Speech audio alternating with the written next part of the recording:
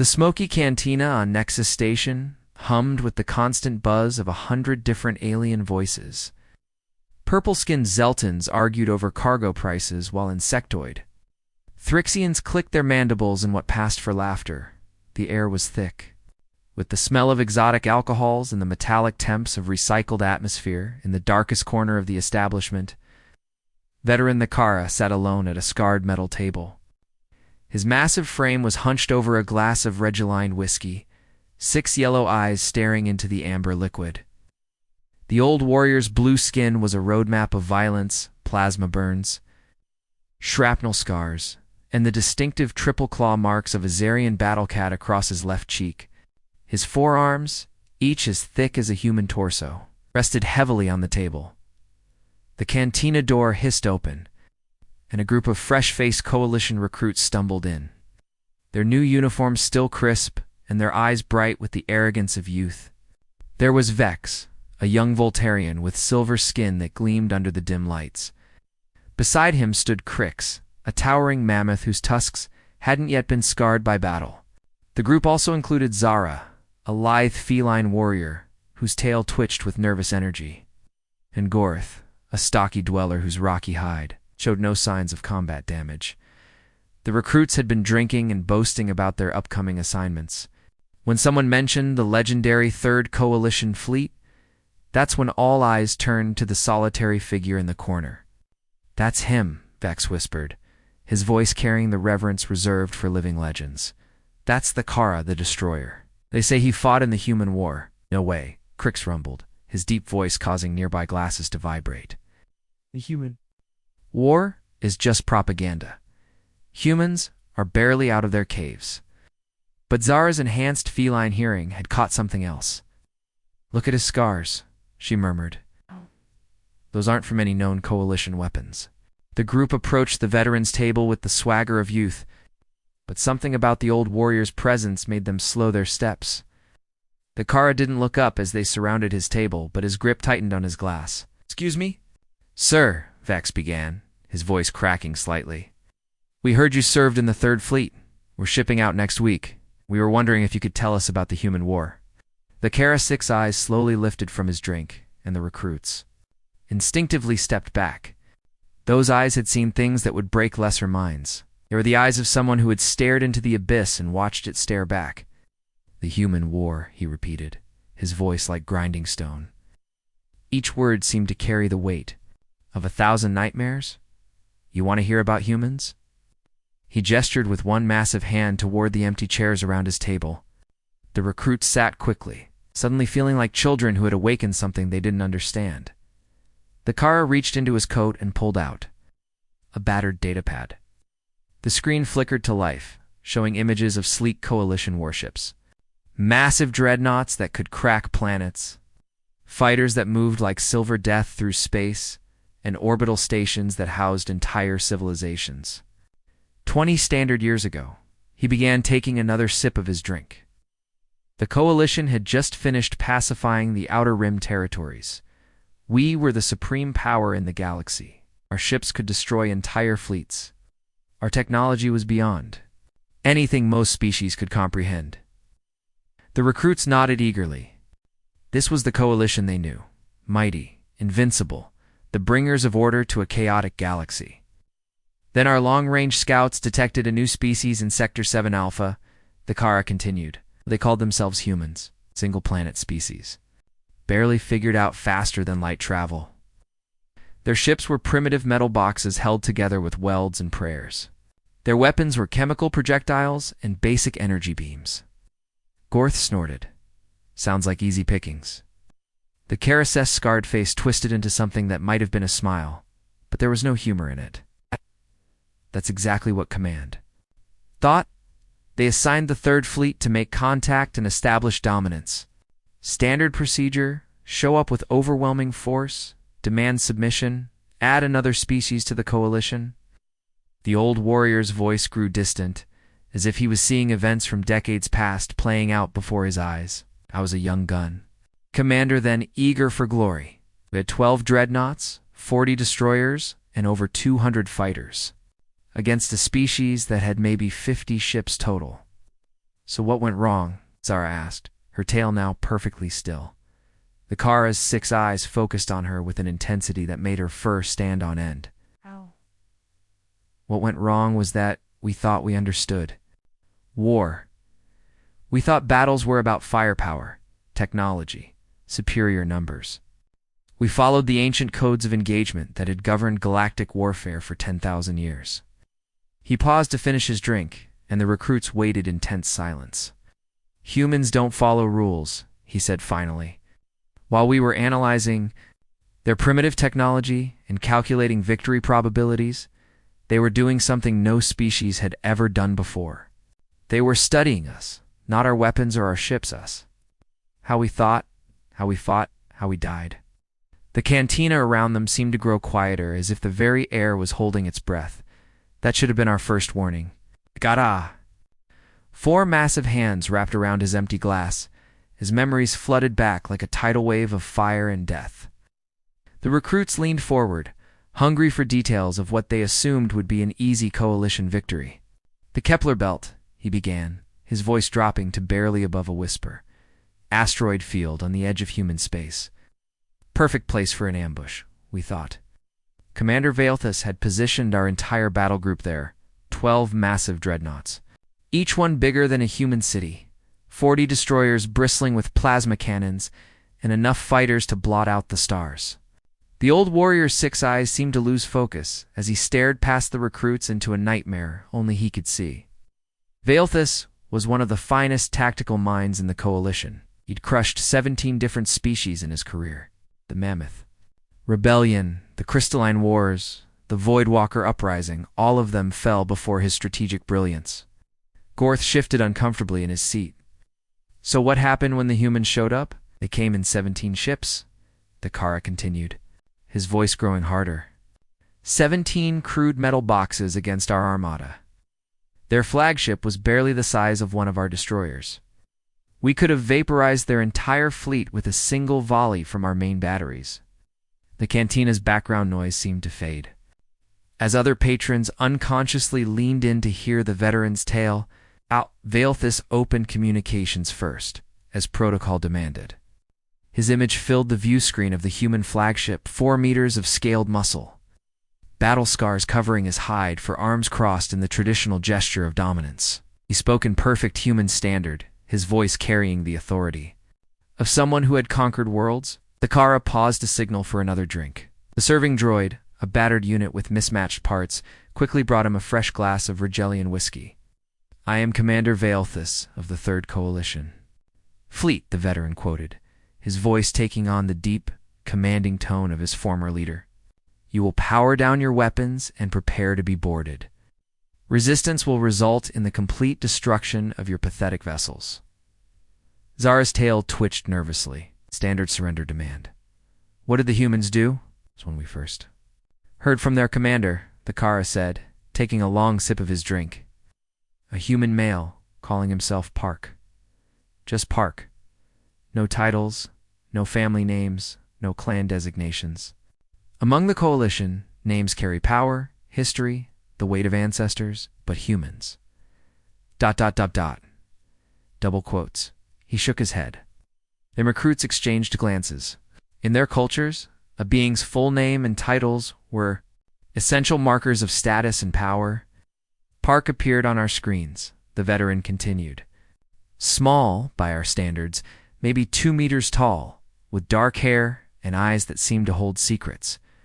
He was wearing a simple uniform with no decorations except for a small patch showing their planet. A blue and green world they call Earth, Vekata S. Expression darkened as he recalled that first glimpse of humanity's resolve. Valthus repeated his demand for surrender.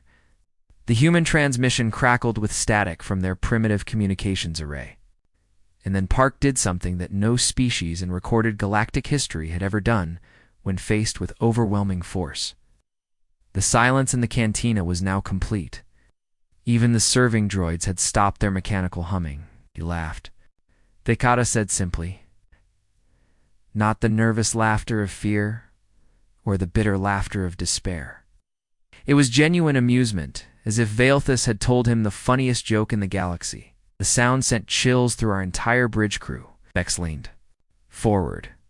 Then what? Then Park spoke. His words were simple, delivered in that strange human accent that makes their language sound like music and steel at the same time. He said, "Commander, you've made two mistakes. First, you assumed we came here to surrender.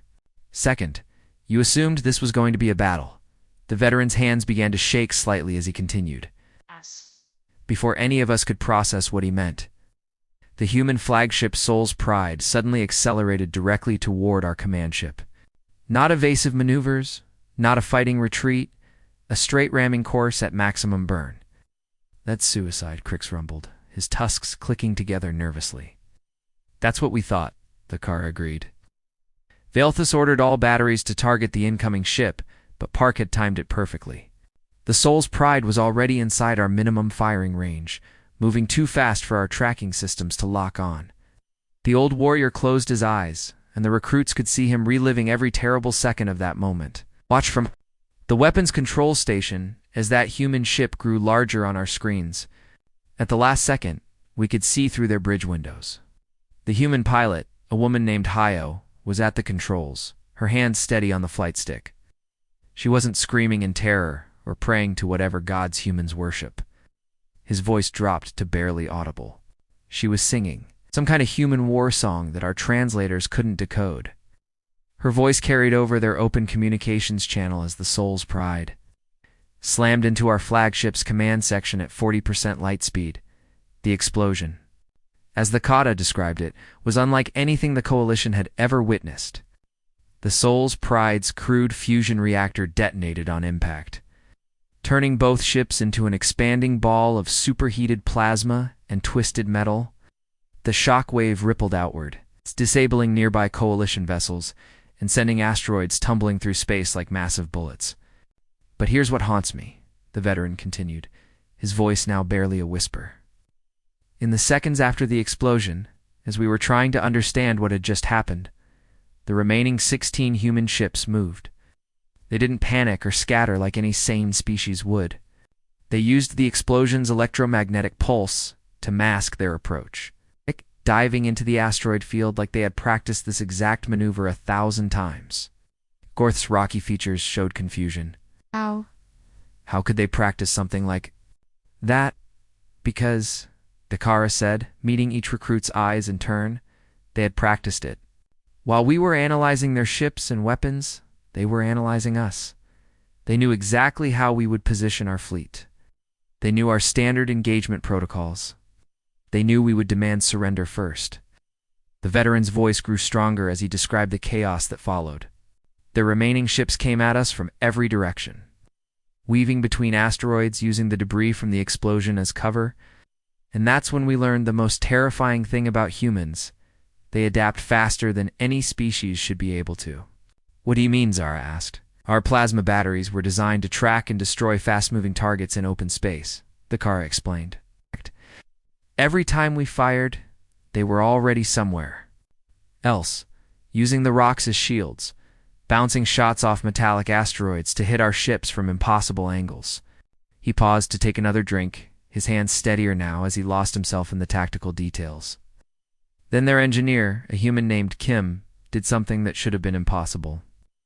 In the middle of combat, while explosions were going off around her ship, she managed to analyze our shield frequencies and reconfigure their weapons to match. Suddenly, their primitive energy beams were cutting through our defenses like they were made of paper. The recruits sat in stunned silence, trying to imagine weapons being modified during active combat. By the time we realized what was happening, the Kara concluded we had lost 6 ships and taken heavy damage to most of the others. The humans had started with 17 vessels and ended with 12 still fighting. We still outnumbered them, still outgunned them, but somehow, he shook his head, somehow they had won. The recruits watched as Zakara's scarred face twisted with something between respect and terror. The cantina around them had fallen into an unnatural quiet, with even the rowdiest alien traders straining to hear the veteran's words. After Kepler Belt, High Command was furious. The old warrior continued, his voice carrying the weight of bitter memory. Admiral Zikthon himself took personal command of the operation. He brought the entire Fifth Fleet over 300 ships, including the massive siege platforms that had crushed the rebel world's uprising. The veteran's forehands clenched into fists as he spoke. The human colony ship New Busan was their primary civilian vessel, carrying 40,000 humans from their homeworld to establish a new settlement. It was massive by their standards, nearly 10 kilometers long, but built for transport, not war. Compared to our dreadnoughts, it looked like a cargo hauler trying to fight battleships. Vex shifted uncomfortably. Surely they surrendered when faced with an entire fleet. Vikara's bitter laughter made several nearby patrons flinch. That's what we thought. Admiral Zikthon positioned our ships in a perfect sphere around the colony vessel. No escape routes, no blind spots, weapons trained on every section of their hull. Our communications officer sent the standard surrender demand. The old warrior paused to drain his glass, and the serving droid immediately brought another. Around them, the cantina had become completely silent, except for the hum of life support systems. The human response came from their leader, a woman who called herself Lee. No rank, no titles, just Lee. When her image appeared on our main screen, I'll never forget what I saw. The Kara Six eyes grew distant as he recalled that first glimpse of human defiance. She was small, even by human standards. Gray hair, lined face, wearing simple work clothes, stained with grease and sweat. Behind her, we could see the colony. Ship's bridge, civilians at control stations. Children running messages between adults, elderly humans working alongside the young. It looked more like a floating city than a military vessel. Zara's tail twitched nervously. What did she say? Admiral Zikthon gave his usual speech. The veteran continued. Meters of scaled muscle and military authority, listing the colony ship's hopeless situation, demanding immediate surrender to prevent unnecessary loss of life. His voice carried the weight of 1,000 conquered worlds. The recruits leaned forward, imagining the scene. Lee listened without interruption, her dark human eyes never leaving the screen. When Zeke thought finished, she was quiet for so long that we thought the transmission had failed. Then she spoke, and her words were so simple that our translators almost dismissed them as an error. Vikara's voice dropped to barely above a whisper. She said, "Come and take it." 3 words, that's all. Then she cut the transmission. The silence in the cantina was now complete. Even the background hum of the air recyclers seemed muted. Admiral Zikthon was convinced it was a bluff, the veteran continued. He ordered a surgical strike on their engines to disable the ship. 12 of our best fighters moved in for precision attacks on their propulsion systems. Gorth's rocky features showed confusion. That should have ended it immediately. Should have, Vikara agreed. But as our fighters approached, the colony ship's hull began to change. Panels slid open, revealing weapons that hadn't been there during our initial scans. It's not military-grade weapons. These were mining lasers, industrial cutting tools, cargo loaders modified into projectile launchers. The old warrior's hands began to shake again as he described what happened next. The humans had turned their entire ship into a weapon. Every piece of mining equipment became a gun. Every maintenance shaft became a firing position. When our fighters came within range, they flew into a storm of improvised death that no military academy had ever taught us to expect. He paused, taking a shaky sip of his drink. We lost 8 fighters in the first engagement. The survivors reported that the human ship had somehow created overlapping fields of fire from weapons that shouldn't have existed. And that's when we realized we weren't facing a colony ship anymore. We were facing a fortress. The recruits exchanged worried glances as the Kara continued his tale. Admiral Zikthon decided on a full siege. Cut off their supplies, jam their communications, wait for hunger and desperation to force surrender. Standard tactics that had worked against every other species we'd encountered? The veteran's laugh was hollow and bitter. Date. 8 months we sat in space around that ship, waiting for them to give up. Do you know what they were doing during those 8 months? When none of the recruits answered, he continued. They were getting stronger. Every day, every hour, they were turning their ship into something more dangerous. Their children, human cubs barely old enough to walk, were carrying ammunition to fighting positions. Their elderly were manufacturing explosive devices from cleaning supplies. Their medical staff were treating wounds during the day and building weapons at night.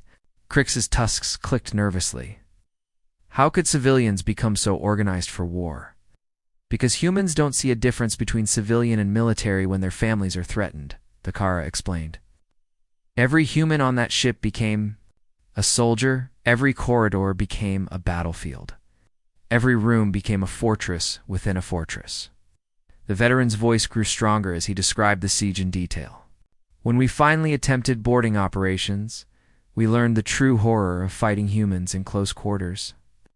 The first assault teams entered through damaged hull sections, expecting to find frightened civilians ready to surrender. We paused, his 6 eyes focusing on something only he could see.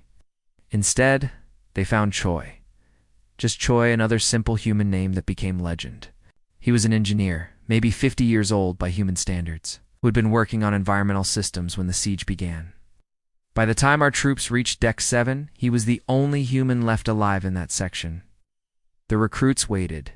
In tense silence, our assault teams found him in the main corridor, surrounded by the bodies of 30 coalition soldiers. He was bleeding from multiple wounds, his improvised armor held together with metal tape and determination, but he was still standing, still firing a weapon he had built from spare parts.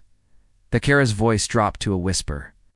He held that deck for 3 days, alone, using maintenance tunnels to move between positions, setting traps with industrial equipment, turning every room into a killing ground. Our soldiers were terrified to advance because they never knew where he would appear next. The old warrior finished his drink and stared at the empty glass. When we finally brought him down, it took 4 squads and a plasma cannon. Dying, he looked up at our squad leader and said something that our translators will never forget. "What?" Zara asked, her voice barely audible. He said, "Tell your admiral that this is just 1 deck. We have 300 more, and every human on this ship fights like me." The cantina remained silent as the weight of those words settled over the recruits.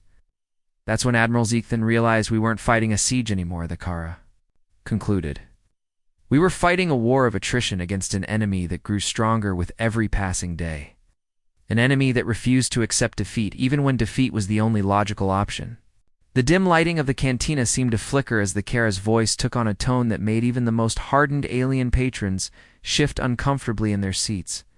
The veteran's scarred hands traced the rim of his glass as he prepared to tell the part of the story that still haunted his dreams. 3 months into the siege of New Busan, we finally got what we thought was our first break, he began. His 6 eyes now focused on a point somewhere beyond the cantina walls. One of their fighters had been damaged during a supply run and crash-landed. On a nearby asteroid, the pilot survived and our recovery teams brought her back to the command ship.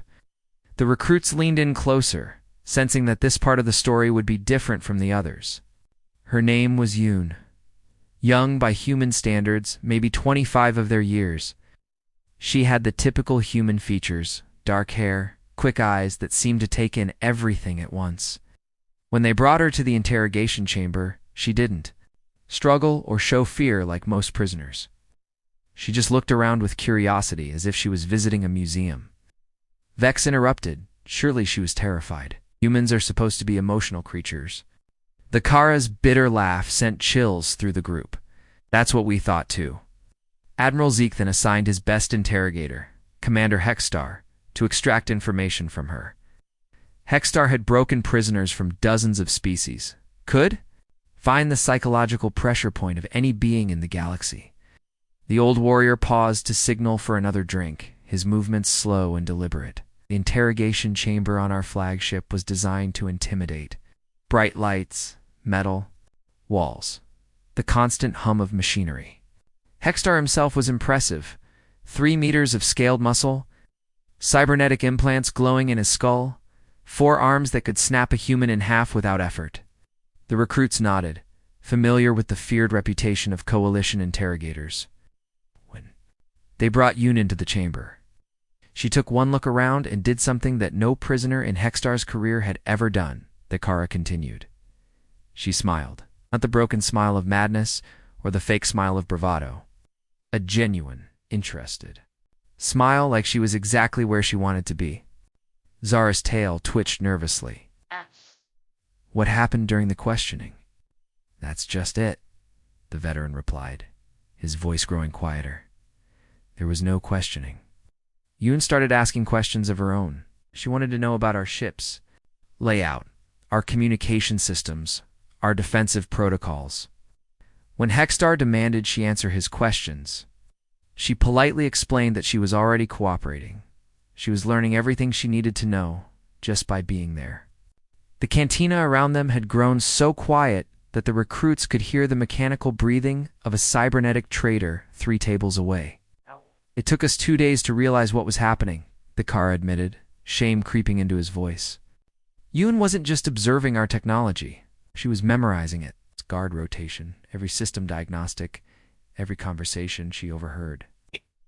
Her human brain was storing information at a rate our psychologists said was impossible. Gorth's rocky features showed confusion. How could one prisoner learn so much so quickly? Because humans don't just learn, they understand, the veteran explained. While Hexstar was trying traditional interrogation techniques, Yoon was having casual conversations with the guards. She learned our language not from translators, but by listening to how we spoke to each other. She figured out our military hierarchy by watching how soldiers saluted their superiors. The Kara's voice took on a tone of grudging respect mixed with terror. On the 7th day of her captivity, something happened that changed everything. One of our junior officers mentioned that his communication console was malfunctioning. Yoon offered to help fix it, said she was an engineer and couldn't stand seeing broken equipment. The recruits exchanged glances, sensing where this was. Heading, the idiot let her look at it, the veteran continued. 15 minutes later, not only was the console working better than new, but Yoon had somehow memorized its entire circuit design. She made friendly conversation while her hands worked, asking innocent questions about how coalition technology compared to other species systems. The old warrior's hands clenched into fists. We found out later that during those 15 minutes, she had planted a microtransmitter inside the console, something so small and so well hidden that our security sweeps never detected it. For 7 more days, every communication that passed through that console was being recorded and transmitted to the human fleet. Crix's tusks clicked together in nervous agitation. The humans were listening to everything? Everything, the Kara confirmed. Fleet movements, tactical discussions, supply schedules, even personal conversations between officers. Yoon had turned our own arrogance against us. We were so confident in our superior technology that we never considered a primitive human could outsmart our systems. The veteran paused to take a long drink. His 6 eyes now focused on the recruits with an intensity that made them uncomfortable. The 14th day, the rescue came. Not a massive assault or a desperate gamble, but a perfectly coordinated strike that hit us exactly where we were weakest. Human fighters appeared out of nowhere, using approach vectors that avoided all our sensor arrays. They knew exactly where our defensive blind spots were because Yoon had mapped them all. He leaned forward, his voice dropping to barely above a whisper. The rescue ship docked with our hull, using docking codes that only senior officers should have known. The strike team moved through our corridors like they had blueprints of every passage. They reached the detention level, freed Yoon, and were back to their ship before our alarm systems even activated. The recruits sat in stunned silence, trying to imagine such a precisely executed operation. But here's the truly terrifying part, that Kara continued. As they were leaving, Yoon sent a message to Admiral Zeekthen. She thanked him for the hospitality and informed him that she had learned everything she needed to know. Then she transmitted the complete technical specifications of our flagship to every human vessel in the system. The old warrior's voice grew stronger as he described what happened next. Within 3 days, human ships were using modified versions of our own weapon systems. Their crude energy beams suddenly had the same frequency modulation as our plasma cannons. Their primitive shields were boosted with coalition-grade power coupling designs. A pilot named Kong used our own tactical maneuvers against us, destroying 3 destroyers in a single engagement by exploiting weaknesses that only coalition officers should have known about. Bex's silver skin had paled to an almost white shade. They turned your own technology against you. More than that, the Kara replied. They improved it. Humans don't just copy technology, they understand it, modify it, make it better. Within a week, they were using coalition weapon systems in ways our own engineers had never considered. The veteran's voice took on a tone of weary resignation. That's when Admiral Zekthon realized we weren't fighting a war anymore. We were in an arms race against a species that learned faster than we could adapt. Every advantage we had was temporary, because the humans would figure out how to counter it, prove on it, and use it against us. He looked around the table at each recruit in turn. But the worst part, the part that still keeps me awake at night, wasn't their technology or their tactics. It was their spirit. Every time we killed one of them, the others didn't break. They got stronger. Every human death became a lesson for the survivors, a reason to fight harder, a memory that fueled their determination. The cantina remained silent as the Kara finished his drink. I watched a human medic named SEO work for 18 hours straight to save wounded coalition prisoners, the same soldiers who had been trying to kill her people. When I asked her why, she said something that our translators struggled to process. What did she say? Zara asked softly. She said that every life saved today was one less enemy tomorrow, and that humans fought not to destroy their opponents, but to earn their respect. That victory meant turning enemies into friends, not leaving. Behind Fields of the Dead, the Kara's scarred face showed a mixture of admiration and fear. That's when I knew we had lost. Not because they were stronger, or smarter, or more advanced. We lost because humans fight for something bigger than victory. They fight for the future. And you can't defeat an enemy who sees you not as something to be destroyed, but as something to be redeemed. The weight of the Kara's words hung in the air like smoke from a plasma fire as the old veteran slowly pushed himself up from his chair. His massive frame creaked with the sound of old injuries and countless battles. Each movement a reminder of the war that had changed everything he thought he knew about combat. 18 months, he said, his voice carrying the exhaustion of someone who had lived through hell. 18 months of fighting, and we were bleeding ships faster than our shipyards could replace them. Admiral Zekthon had been recalled too. Face a military tribunal. 3 more admirals had been assigned to the human front, and each one had requested transfer within weeks. The recruits watched as the Kara gathered his worn military jacket, the fabric still bearing the scars of energy, weapons, and the faded patches of commendations that meant nothing now. That's when High Command made their final decision, the veteran continued.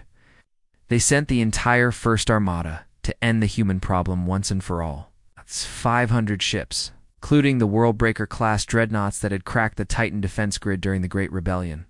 Vex's silver skin had taken on an almost gray tinge. Surely 500 ships was enough? The Kara's bitter laugh echoed through the now-silent cantina. Wild. By that point, the humans had learned to build ships faster than we could destroy them, but that wasn't the real problem. The real problem was that every battle made them better at fighting us, while every battle made us more afraid of fighting them. The old warrior's 6 eyes swept across the cantina, finally settling on a group of humans sitting at the far end of the bar. They were dressed in simple civilian clothes, talking quietly among themselves, occasionally laughing at some shared joke. To most of the alien patrons, they looked harmless, ordinary. The end came when Commander Park contacted Admiral Vexera. The leader of the First Armada, the Kara, continued. Same Park from the first engagement at Kepler Belt, though he'd been promoted to overall command of human military forces. He requested a meeting under the traditional flag of parley. Gorth's rocky features showed confusion. After 18 months of war, he wanted to talk. Admiral Vexera thought it was a surrender, the veteran explained. The human fleet was outnumbered 5-1. Their supply lines were stretched thin. Our intelligence suggested they were running low on critical resources. The meeting was set for the neutral space station at Rigel 7. The Kara's voice took on a tone of reluctant respect as he described that historic encounter. I was part of Admiral Vexera's honor guard when we met the human delegation. A station's main conference room had been specially prepared coalition flags, formal seating arrangements, recording equipment to document the human surrender for the historical archives. The recruits leaned forward, sensing this was the climax of the story they'd been waiting for. Commander Park arrived with a small group, maybe 6 humans total. He walked into that room full of the most powerful military leaders in the galaxy, and he looked as calm as if he was attending a business meeting. No weapons, no armor, just a simple uniform and that human confidence that had terrified us for over a year. The veteran paused, his expression growing distant. Admiral Vexara began with the standard surrender terms. Complete disarmament, evacuation of all human military vessels, submission to coalition authority, reparations for the cost of the war. The usual demands that conquered species had accepted for thousands of years. Zara asked softly. He listened politely until Vexara finished. Then he stood up and activated a holographic display, Vexara continued.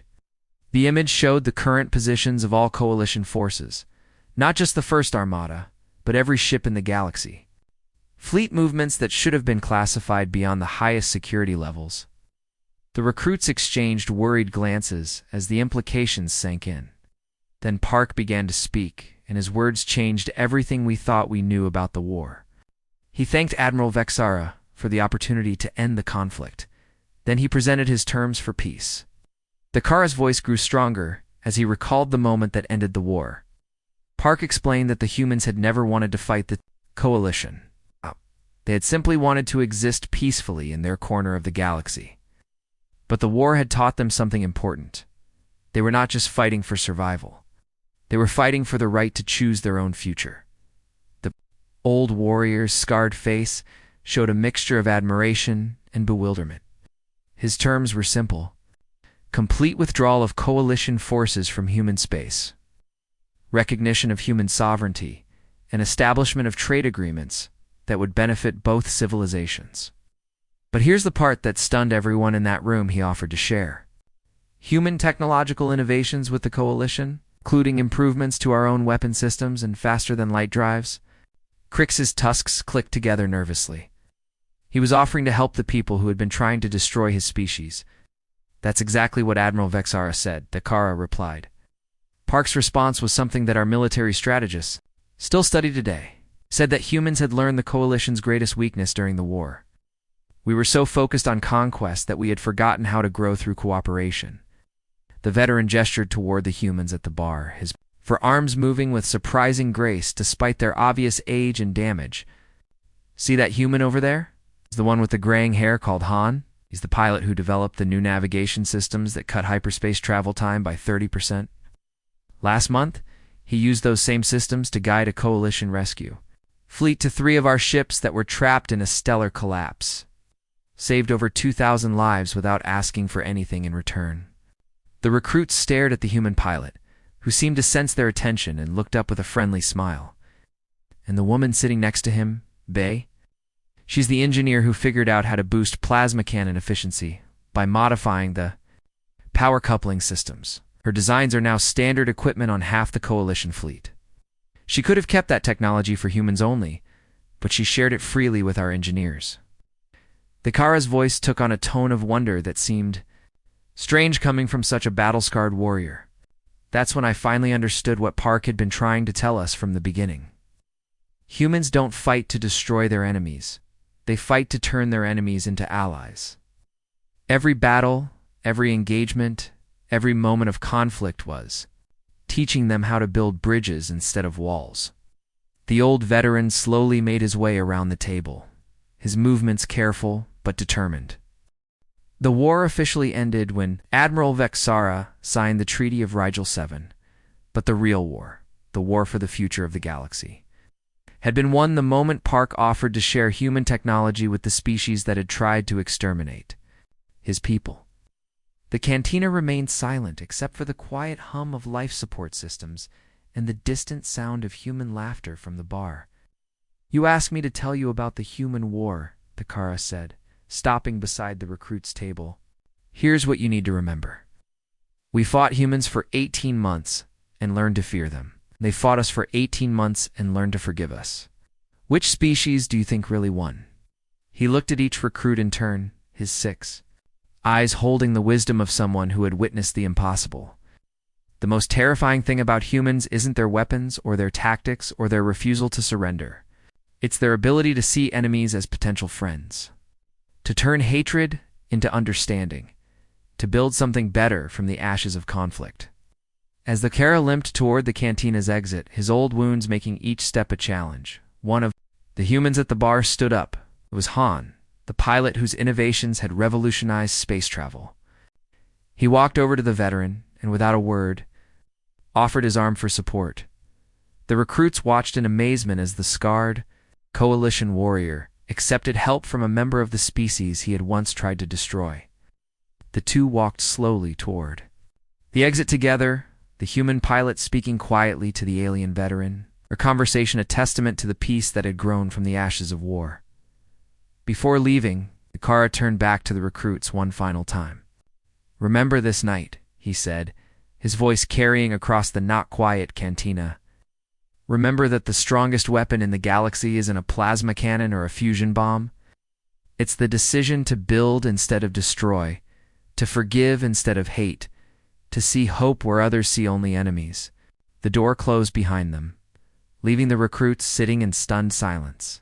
Around them, the cantina slowly returned to its normal buzz of conversation. But the humans at the bar remained quiet, as if they too understood the weight of the story that had just been told. Bay, the human engineer, caught the recruit's stares and raised her glass in a gentle salute. This time, instead of looking away, the young coalition soldiers raised their own drinks in return, acknowledging the species that had taught the galaxy a new way to win wars in that moment. The recruits finally understood what the Kara had been trying to tell them. The human war had ended not with victory or defeat, but with the birth of something entirely new, a future where former enemies could share drinks in the same cantina, where the children of war could choose to build peace instead of perpetuating conflict. The humans had won the ultimate victory. They'd won the right to be friends with their former enemies, and in doing so, they had won the future itself. The end.